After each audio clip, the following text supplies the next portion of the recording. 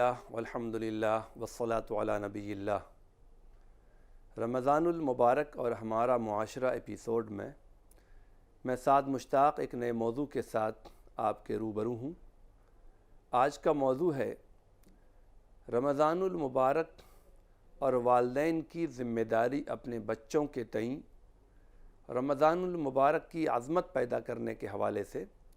اور اپنے بچوں کو دوسری باتوں سے، غیر ضروری چیزوں سے باز رکھنے کے حوالے سے۔ اس سے پہلے کے ایپیسوڈ میں نے آپ حضرات کی خدمت میں یہ عرض کیا تھا کہ رمضان المبارک جس طریقے سے کھانے پینے اور جنسی تسکین کی چیزوں سے باز آنے کا نام ہے، رکنے کا نام ہے، اور ان چیزوں سے صبر کرنا یعنی ان سب چیزوں سے اوائڈ رہنا، دور رہنے کا نام ہے، تو اسی طریقے سے ہمیں غلط باتوں سے باز رہنے کا بھی نام ہے، غلط چیز پہ سائن کرنے یا غلط چیز کے اٹھانے یا اس کی طرف ہاتھ بڑھانے سے باز رکھنے کا بھی نام ہے۔ جیسا کہ بعض حدیثوں میں کہا گیا کہ زبان کا بھی روزہ ہے، ہاتھ کا بھی روزہ ہے، پیر کا بھی، کان کا بھی روزہ ہے۔ تو یہ مطلب نہیں کان سنتا نہیں، یہ تو نہیں، بلکہ ان بری باتوں سے باز رہنے کا نام ہے۔ اسی طریقے سے ہم یہ دیکھتے ہیں کہ پہلے زمانے میں لوگ رمضان مبارک میں بہت ساری غیر ضروری چیزوں سے بالکل کمپلیٹ اپنے آپ کو اوائڈ کر لیتے تھے۔ تو ضرورت اس بات کی ہے کہ آج کے وقت میں جب سوشل میڈیا کا بہت بڑا کردار ہے ہماری زندگی میں، اور زندگی میں خون کی طرح یہ چیزیں سرایت کر گئی ہیں، اور میں ایک بات اور عرض کروں کہ رمضان المبارک میں روزہ باز رہنے کا مطلب ہے، اس میں ایک پہلو بھی یہ نکلتا ہے کہ جو آدمی ایڈکٹ ہے کسی چیز کا، عادی ہے، جو روزمرہ میں وہ چیزیں ہیبیچول ہو چکا ہے، روز اس کو کرتا ہے، اس کو اس سے بھی باز رہا جاتا ہے۔ جیسے دن میں انسان بیڑی، سگریٹ، گٹکا، کھینی، اس طرح کی چیزوں سے الحمدللہ باز رہتا ہے۔ تو اگر کوئی لوگ اس سے باز رہنا چاہیں تو اگر مغرب کے بعد بھی اگر نہ کھائیں اور کچھ دنوں تک کنٹینیو یہ رہیں جیسے پورے رمضان میں، تو شاید ان سب چیزوں سے بچنا آسان ہے، اور اگر انسان عزم کر لے تو ایک مدد ہوتی ہے رمضان المبارک میں۔ شاید پورے مہینے کے روزہ رکھنے کا کے مقاصد میں سے یہ بھی ایک پہلو ہو۔ تو اسی طریقے سے ایک اور ایڈکشن ہے ہم لوگوں میں، ایک عادت پڑ گئی ہے، اور بہت زیادہ اس کے ہم عادی ہو گئے ہیں، ایسے عادی ہو گئے ہیں کہ اس کے بغیر ہمیں سکون نہیں ملتا۔ بہت کم ایسا دیکھا ہو کہ 100 مرتبہ ایک آدھ مرتبہ ایسا ہو سکتا ہے کہ آدمی گھر سے باہر نکلے اور کچھ اور تو بھول سکتا ہے لیکن موبائل نہیں بھولتا وہ، کیونکہ وہ ایسا ایڈکٹ ہو چکا ہے، یعنی پارٹ آف لائف نہیں بلکہ پارٹ آف باڈی کی طرح وہ ہو چکا ہے۔ تو اس میں جو ہم دیکھیے ضروری انسان کے کالز ہیں یا میسیجز ہیں یا ای میلز ہیں، انسان کا کوئی ورک ہے، بہت سے لوگ ورک فرام ہوم کرتے ہیں، یا ان کا آن لائن کام ہے، یا سسٹم پہ کام ہے، لیپ ٹاپ پہ کام ہے، موبائل سے کام، وہ تو ان کی جاب ہے، ان کا ایک کام ہے۔ لیکن جن لوگوں کا اتنا زیادہ یہ نہیں بلکہ شوق میں ان کی کالز آنا، یہ اصل ان کا مقصد ہے۔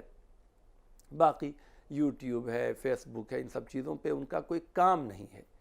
لیکن غیر رمضان میں جس طریقے سے 2-4-5 گھنٹے لوگ اس میں صرف کرتے ہیں، وہ ایک ایڈکشن کی وجہ سے، یعنی اس کے عادی ہو گئے ہیں، وہ ایک ایسا ان کا حصہ بن گیا کہ اس کے بغیر ان کو سکون نہیں ملتا۔ جیسے گٹکا کھانے والوں کے بغیر گٹکے کے سکون نہیں، بیڑی پینے والوں کے بغیر بیڑی کے ان کو سکون نہیں، اس طریقے سے بغیر اس طرح کی چیزوں کو دیکھے ان کو سکون نہیں ملتا۔ تو اس عادت سے بھی باز رہنا یہ روزے کے مقاصد میں سے ایک مقصد سمجھنا چاہیے۔ میں نے یہ بات عرض کی تھی، کاٹ کر کے اس کو مطلب نہ لیں کہ جن کا جو کام ہے تو وہ کوئی مشکل نہیں۔ اب ایک آدمی کا پھوڑا چلانے کا کام ہے تو پھوڑے سے الگ نہیں رہ سکتا، کسی کا درزی کا کام ہے ابھی رمضان میں تو وہ تو سلائی مشین سے الگ نہیں رہ سکتا۔ کپڑے کی دکان ہے تو کپڑے کی دکان پہ جانا ہے، تو وہ تو اس کا ایک روٹین ورک ہے۔ لیکن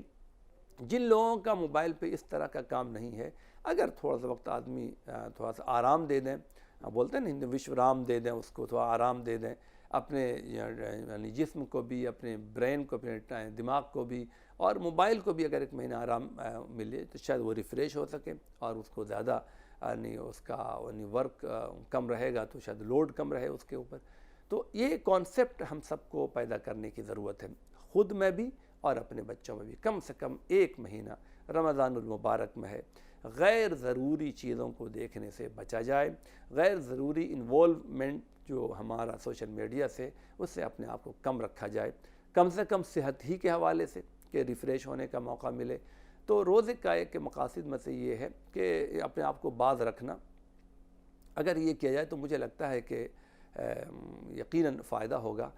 اس لیے کہ کتنا وقت ہمارا اس میں جاتا ہے، ایک تو اس طرح کی چیزوں کے دیکھنے میں، اور بسا اوقات اب تو ایسے گیمز آتے ہیں جو نئی نسل ہے، نئی نسل کی عمر تو بتانا بڑا مشکل ہے. آج کل 2 سال کے بچے اس کو دیکھتے ہیں، 5-6 سال کا بچہ گیم کھیلنے لگتا ہے، 4-5 سال کا بچہ، اور کھیلنے والوں کی اوپر کی تعداد نہیں. 50 سال کے لوگوں کو بھی دیکھتا ہوں کبھی کبھی کہیں لائن پہ اگر ہیں یا کوئی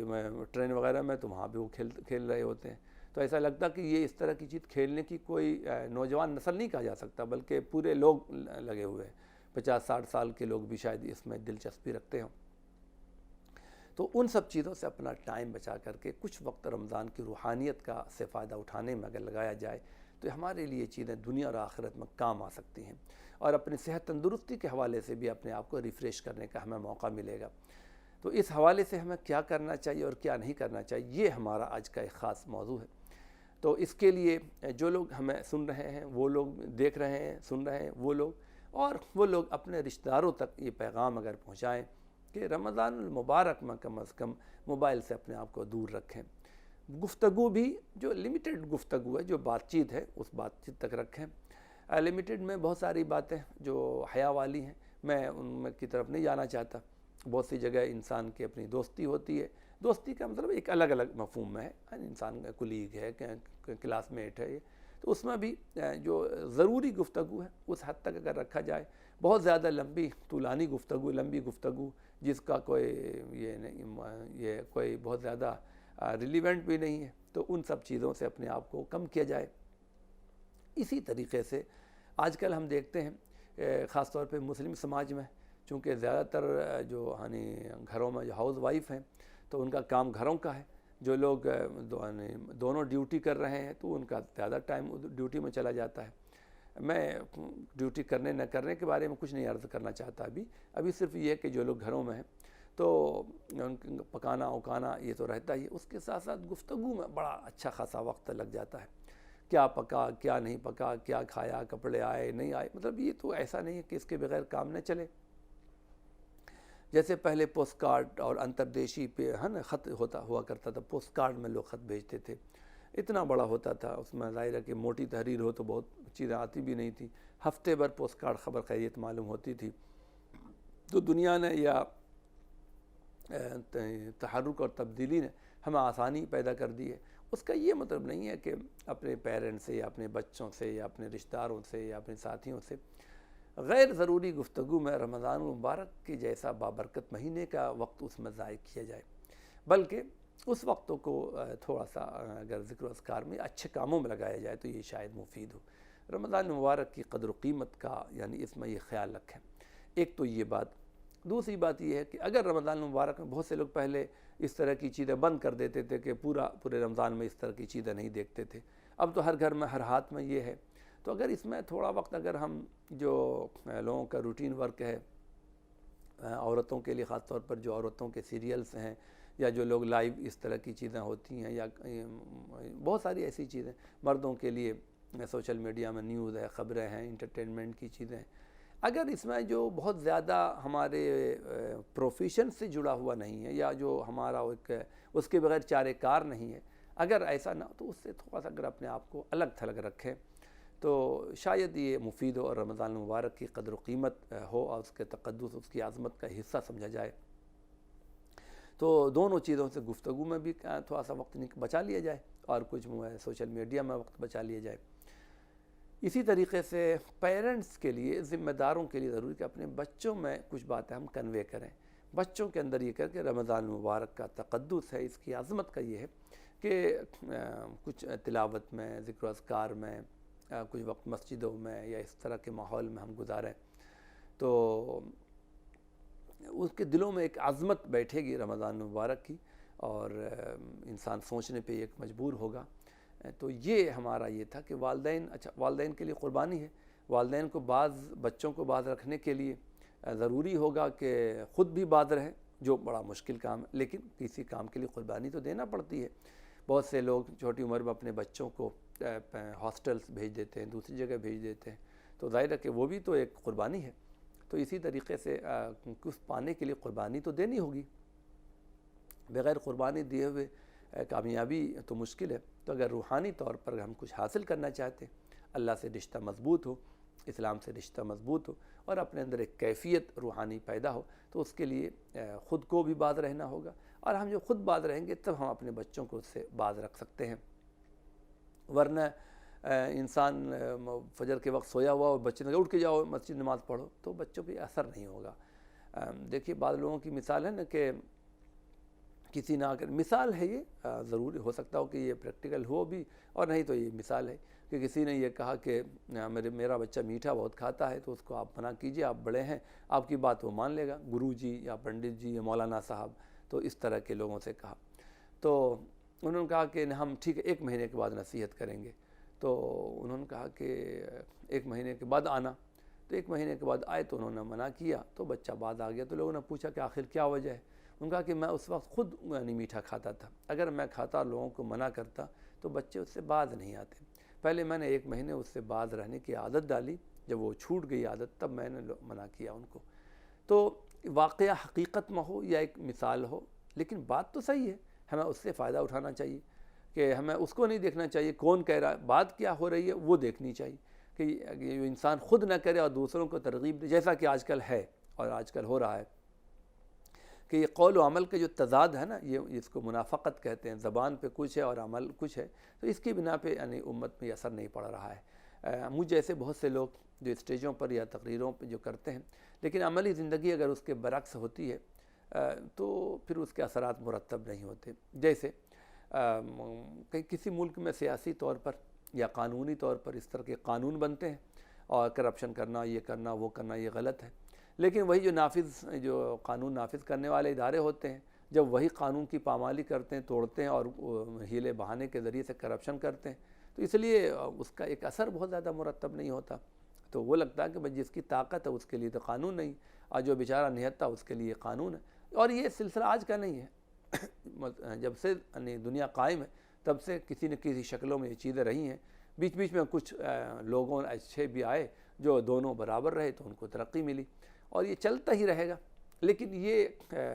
بنیاد نہیں ہے۔ اس لیے خیر و شر کی جو آمیزش ہے اور دونوں کی معرکہ آرائی ہے،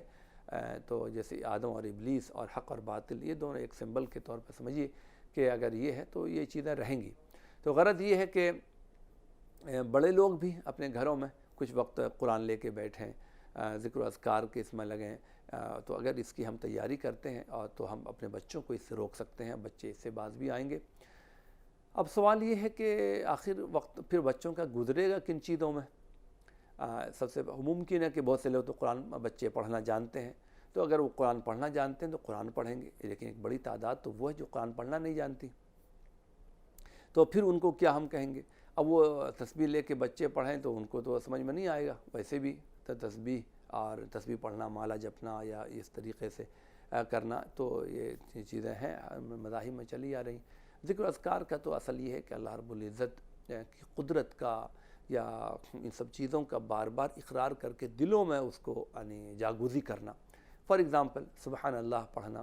سبحان اللہ کہنے سے زیادہ شاید یہ ہو کہ سبحان اللہ کے اصل معنی ہے کہ اللہ رب العزت تمام عیبوں سے پاک ہے۔ ہم یعنی پاکی بیان کرتے ہیں، یعنی تمام عیبوں سے اس کو مبرہ الگ تھلگ سمجھتے ہیں، وہ بے عیب ہے۔ ایک تو یہ بولنا ہے، اور ایک یہ ہے کہ ان دلوں میں اتارنا ہے۔ جب دلوں میں اترے گا تو کبھی کبھی لوگ کہتے ہیں کہ ارے بھائی ہم تو مصیبت میں ہیں، اور یہ اللہ کی طرف سے اس طرح کی خاکم بدہن اس طرح کے الفاظ نکل جاتے ہیں،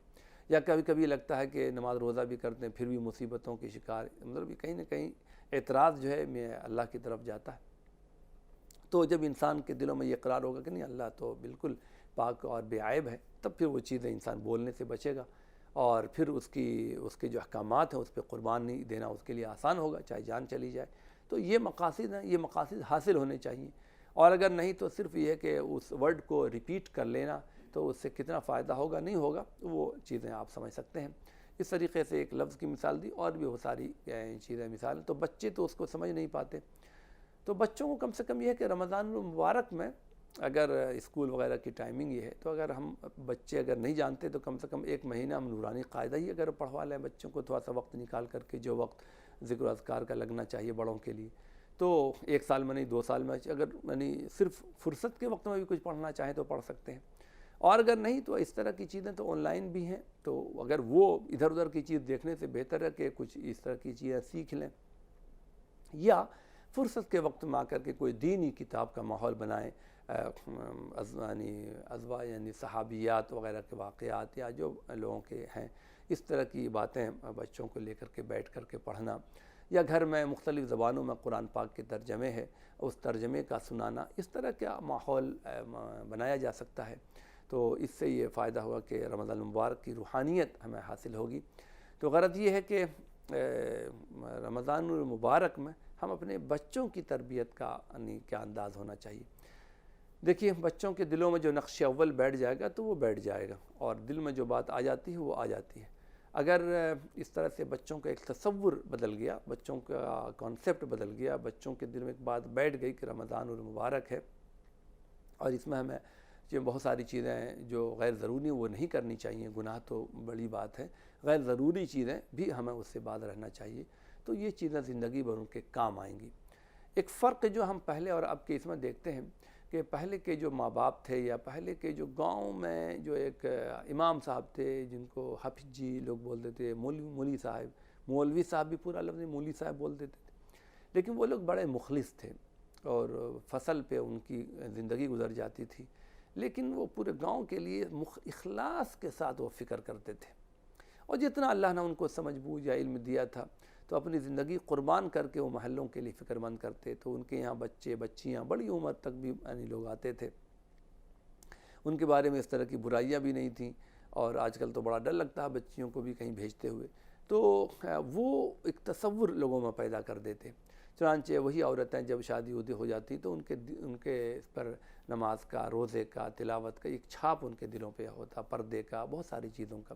جو اب یعنی عمر زیادہ ہو گئی ہے، جو 50 سال 60 سال ہیں، ان میں یہ بات محسوس کی جا سکتی ہے، تو ان کے پیچھے وہی بچپنے کی وہ قربانی ہے جو ان کے گھر کے بڑے لوگوں نے یا ان کے پڑھانے والے مولانا صاحب نے یا ان کے امام صاحب نے جو ایک تصور پیدا کیا تھا، اس کی چھاپ آج ان کے یہاں کام آ رہی ہے۔ لیکن ادھر جو تبدیلی آئی ہے اور وہ خلوص کے بغیر پروفیشنل طور پہ جو پڑھنے پڑھانے کا سلسلہ آ گیا، تو تربیت کا انداز بدلا، بڑے لوگ بھی کچھ دنیا کی گلوبل دنیا ہو گئی اور چکا چوند دنیا نے دیکھی باہر دنیا کی، اور اس سے اپنے بچوں کی تربیت کا جو انداز اور یہ بدلا، تو اس کی وجہ سے بھی یعنی یہ کمیاں، انحطاط زوال آ رہا ہے۔ لہذا ہمیں ایک بار پھر ری ایکٹیو ہونا چاہیے اور اپنے آپ کو ازر فکر کرنی چاہیے۔ میں یہاں پہ ایک مثال پیش کروں گا آپ کے سامنے